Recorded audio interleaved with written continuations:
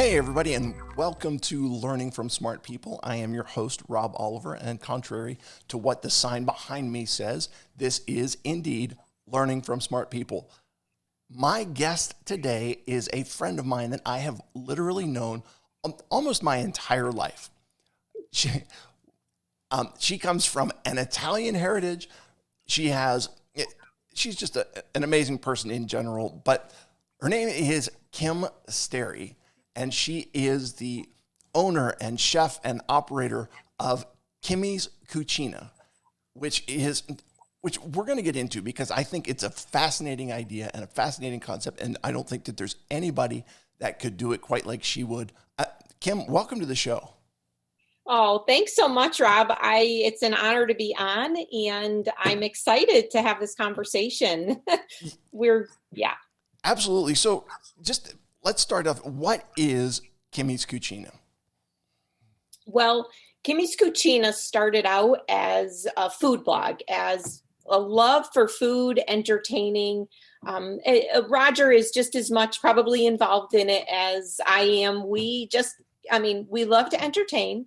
We love food. And probably I was at a point in my life where I just was thinking, what am I going to do? And out of that love, let me do this. So it started out as a blog 3 or 4 years ago and has since grown to over the last year, we've begun to cook and make food that people will order.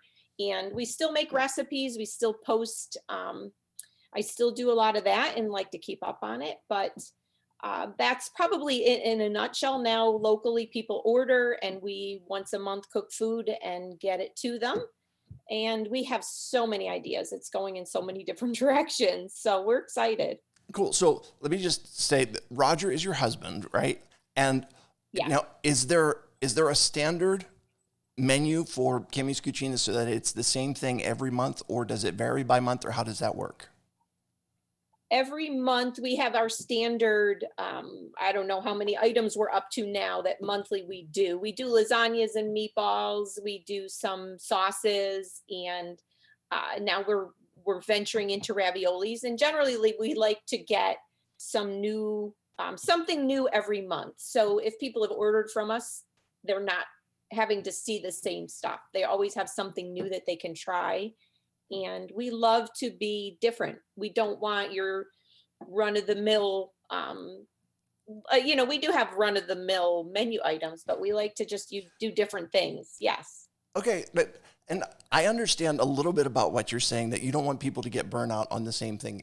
Okay, but this is me, and when I go to a restaurant and I find a good dish, like I will order the same dish every time I go to that restaurant. So, on behalf of your customers, I'm saying that you have some things that are very good, and they want to make sure that the kind of what I would imagine are kind of the staples of Italian food, which would be your meatballs and your lasagna, and then so are you doing like different fillings in your ravioli, or how does that work?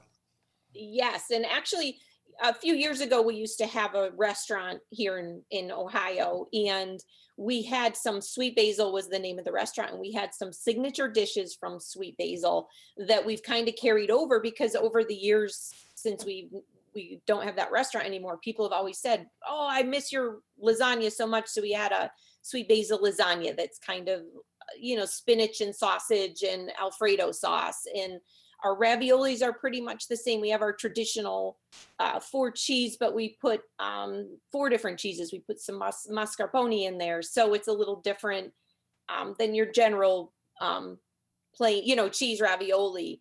We do right now. We have a Asian pork ravioli that we do with a chili lime. So we even are venturing outside of the Italian. We have a Swedish meatball ravioli and lasagna special this month. So we're trying to really think outside the box and give people just a new taste, trying to open up their experience for food as well.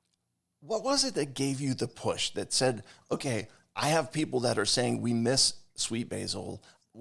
I have friends who are saying like, I wish that you could make this for me.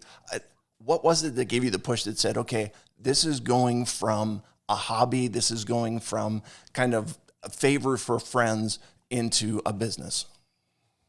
Yes. Well, I think having the restaurant, we loved the idea of cooking and serving, well, cooking food, but not so much the restaurant, the atmosphere of the serving and just all the stuff that's involved with that. But if we could just cook and do the fun part of what we love and then deliver it to people, then that kind of spurred us on to um, just it was probably the end of last year. Roger, we just kind of were like, he was said, I think we could really start making lasagnas and selling them.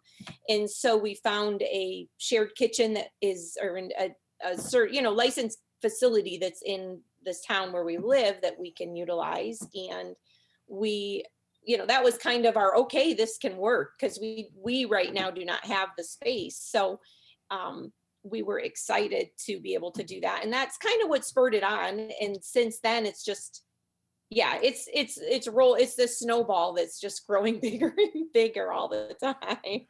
Yeah. Yeah. And I love the concept, because how many people have the time to, or the expertise to create real home cooked meals, and especially high quality home cooked meals, and to be able to pick something up and be able to have that type of quality in your home kitchen. Like, what's not to love about that? Yes. So I'm assuming, I know this, and I'll ask it as a question anyway, but like, food and cooking has been part of your life since you were young, I'm guessing, right? Oh, yes. I mean, growing up with it, yes. And then as we got married, and oh my goodness, yeah. Well, okay, and from an Italian family perspective, like, you would always go to Nani's house, right? And when you go to Nani's house, she has all of the old style Italian food, and sometimes there was that experience that you got to cook with her, or watch her cook, or spend time. Did you have that experience when you were growing up? Um, Probably more with my mom than probably with my grandmother. Okay. Yeah. I mean, to me, even my great grandmother going to their house, and just all the aunts and uncles and all the cousins, and there was always food, and just that whole experience, I think. And sometimes, I mean, I guess we do love to cook, we love to create, but it's just sometimes it's just the experience of the people and getting together and the memories you're making and creating that I think leaves you with that fun, it leaves you with the good feeling that you love. Yes. So I, it's interesting, and there are two previous guests that this brings to mind. I have a guy, is Al Condalucci. He was on. He's Italian, and he talks about the fact that it's hard to be angry at people that you have broken bread with, that you have eaten with. When you sit down and have a meal together, it's hard to be angry at those people. And then Yes. the other one was, we had actually some Greek sisters who did Kukla's Cucina, and they they talked about the relationships that were built in the kitchen while you're cooking. And so while you're cooking, that your hands are occupied, but your mouth and your ears and your brain sometimes aren't necessarily. And so as you're cutting and chopping and mixing and doing those things, sometimes those are relationships. Those are the times that relationships are built. What do you think about those two ideas? Oh, I definitely, it's funny because Roger always says his grandfather always used to say, you never, you won't sit down and have a meal with your enemy. It creates, yeah, you talk and it creates a great atmosphere. But we always, we're just developing some different points about what food is to us and the experience of it. And that's one of our things, is cooking is a unifying experience. Like, if you're in the kitchen, we always like to say, set the stage, put the music on, and both of you might not like to cook, but one of you can clean, or you can both create together. There's just, you find the dance. That's what I always call it. We put the music on, we pour ourselves a glass of wine, and we go to town. It is fun. It just lets for us, our creativity flow. I mean, I love the idea of just throwing some ingredients out and not even knowing what we're going to make. It is fun. It again, it's really funny. You take me back to my childhood when I was growing up. My mom was not. I don't want to hurt her feelings when I say this. My mom was not a tremendous culinary person, okay? But she was super clean in the kitchen. And what I found out is that when she was growing up, her older sister did the cooking and my mom did the cleaning. They had that symbiotic relationship. So my mom didn't really know how to cook when she got married, but she knew how to keep the kitchen clean. And it was actually funny now looking back at it to watch her. She actually cleaned as she cooked. And so Mhm. um, when she was all done, by the time she was done, it wasn't like the sink was just mounded up with all of the dirty dishes. Everything was basically cleaned and away by the time that the food was coming out of the oven, which is just such That's a, pretty good. yeah, you can learn, you can learn how to clean and then cook. And it will do you a world of good. But I digress. So here's what I'm thinking about. You mentioned this when your family got together. You had your cousins and everybody enjoys sitting down to eat. Well, okay, and for some of us, we enjoy it probably a little bit more. I'll speak for myself. I enjoy it a little bit more than I should. Uh, Yeah. but and it's the difference between eating to live and living to eat. I understand there's a difference there, but in some ways, everybody enjoys food, and this has got to be something that is really helpful because you know what's not to love about sitting down together for some good food. Oh, yes. And we always say that. We say everybody's a foodie. Like, even if you say you're not, like, oh, I'm not a foodie, I don't like food, but everybody has to eat. So whether you're, I don't know, I guess whether you're cooking a nice, your meat and your veggies and your salad and you're staying close to, like everything that is nutritious, or you're venturing out into a lasagna that might have a few ingredients that are pushing the limits a little, but we all love to eat. And I think, yeah, it doesn't matter what you're eating. It's just, to me, to us, it is all about the experience. It's about just being together. And sometimes it's a crazy together around our table, definitely. It's not quiet. Okay, and anybody who has family will find out that family tends to breed crazy times. I, how do you how do you encourage people to step outside of their comfort zone? Because I think there are a lot of people out there, and their idea of you know Italian is like Chef Boyardee, right? It comes in a can, and I will admit that when I was growing up, we we had Italian coming out of a can, and I enjoyed it because that was what I knew, and I had to have my palate expanded or something to try something new. Yeah. Do you have some words of encouragement for folks that are out there to kind of help them be willing to step outside of their culinary comfort zone? Yes, and we say that all the time. Like, one of our goals is to make people not be intimidated by cooking or the kitchen.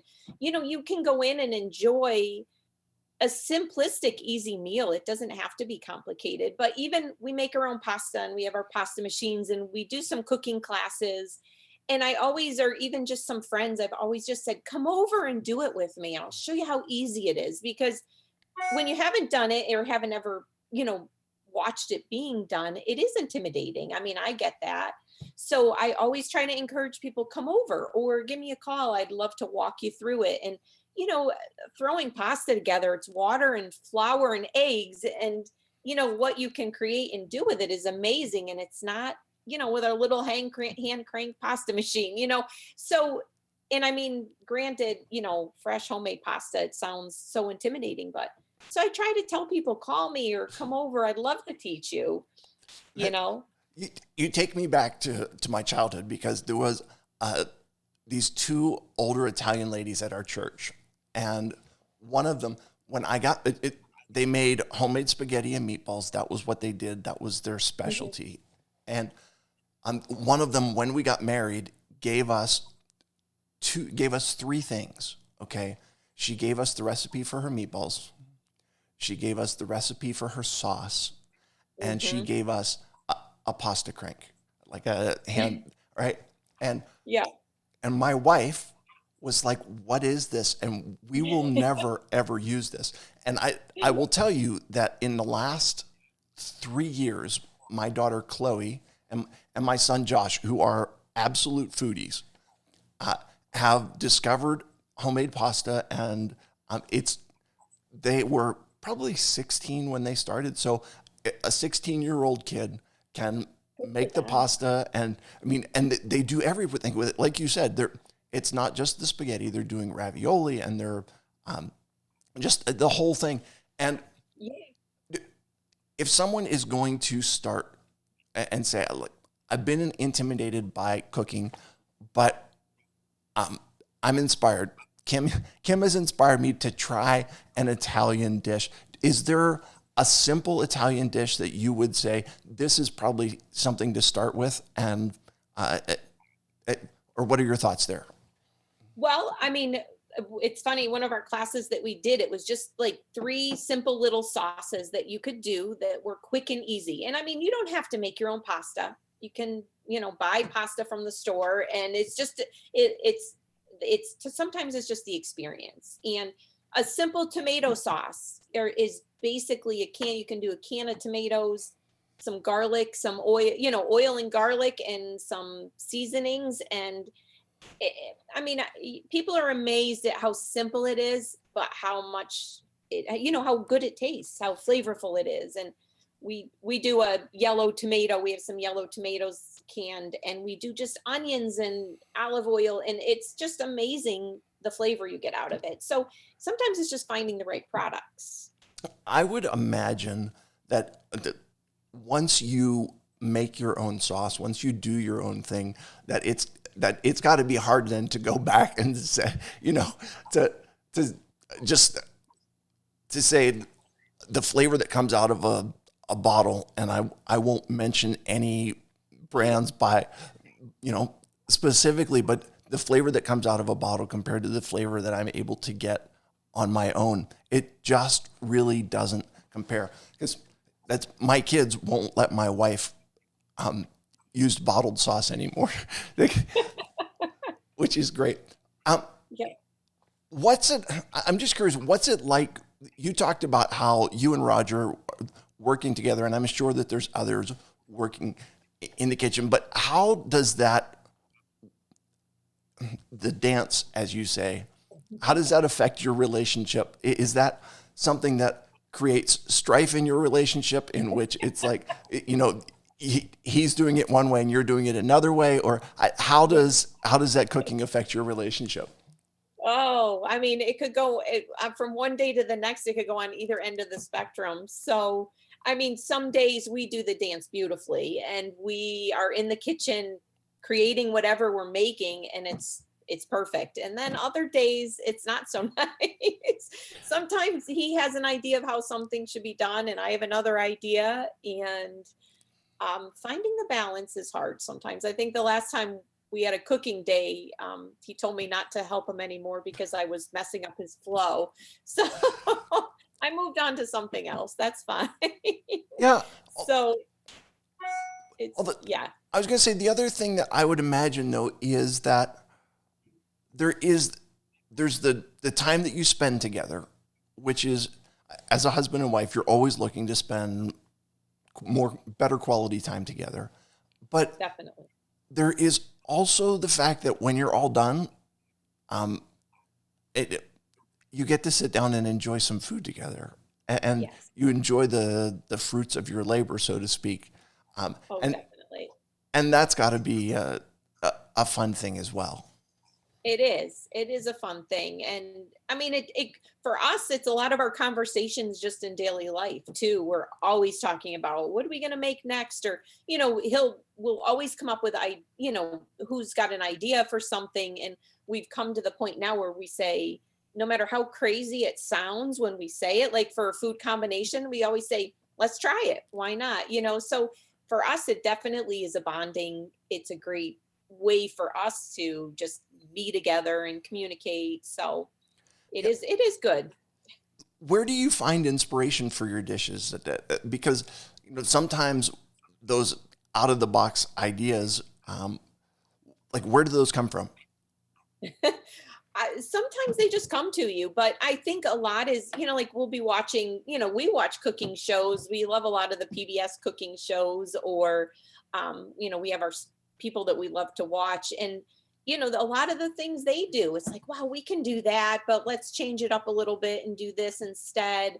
Right now we're working on like a lot of risotto. Well, we do the risotto recipes, and Roger has come up with a sweet one where it's got apple cider and apples, and so it's more of almost like a desserty kind of risotto. So I mean, sometimes it's just you talk things through and you start with one idea and it grows into, well, what if we do this instead of this? And so sometimes just throwing ideas off each other. And I do think like that's just the experience of time in us cooking so much, and being familiar with a lot of different foods as well.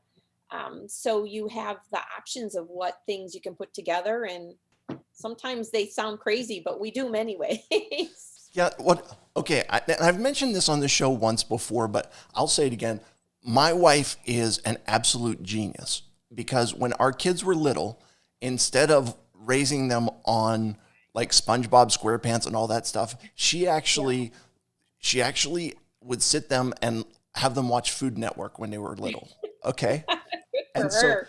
yeah, well, we're reaping the benefits of that now because our kids were raised watching people cook. And I'm assuming that the same thing applies for you, that you've got your kids were raised watching cook, and your grandkids are being raised not necessarily watching cooking shows, but being raised in the kitchen and seeing. Because as the picture that we'll use for the show, it's a picture of you and your grandson together in the Yeah. kitchen, and there's flour everywhere, and it's just that's got to be a really cool experience for those kids growing up in that environment themselves. Yeah, it definitely is. And it's funny because we just went up for coffee this morning and we were just talking about that because the picture is Brooks, and then our next grandson, Finnegan, he like just wants to eat constantly. And if you see a picture of him, you understand why. But we just said, well, why not? He's grown up with us in the kitchen. That's all he knows is we're always in the kitchen. And for our kids as well, like they love to cook and they know food, and I think it's great for them. I mean, there's the disadvantages of nutrition and health, and I mean, but I mean, our kids love food and they know the experience of it, so it is Look, great. food is my love language, and I think that uh, my wife actually gets upset with me because when I travel around doing speaking and so on, I'm always looking for something that I can bring back to let my family know, hey, I was thinking about you while I was out. And a lot of times it ends up being some kind of food product. And the most portable food products are generally desserts, which she's like, and I'm doing a low carb diet, so I don't eat them. So I buy them to let them know that I love them, and then I bring them home and don't eat them. And she says it's not fair. Can you just tell me that you love me and not bring home these high calorie desserts?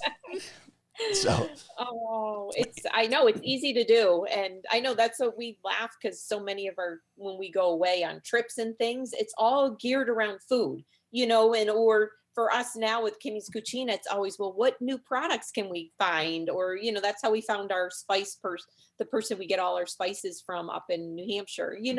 We just, everything revolves around food. and okay, and there are much worse things that your life could revolve around, especially when you consider all of the peripheral benefits that we have talked about, okay? Because food is not just something to itself. It's not just, consuming enjoyable, good, wholesome food, but there is the relationship building that goes with it. There's the care that is expressed. There's the dance. There's the preparation. And even in that, the element of there's the cleanup, and all of it together is opportunities for responsibility sharing, for relationship building, and to get one of the grandkids where if Roger's washing the dishes, and yes, I volunteered Roger to wash the dishes, okay, and he can get one of the grandkids to dry, and there's a time there to build relationships and to move forward. Oh, definitely. So, Kimmy, where is Kimmy's Cucina located? If people, you're at this point, you're only doing local pickup, is that right? That's correct.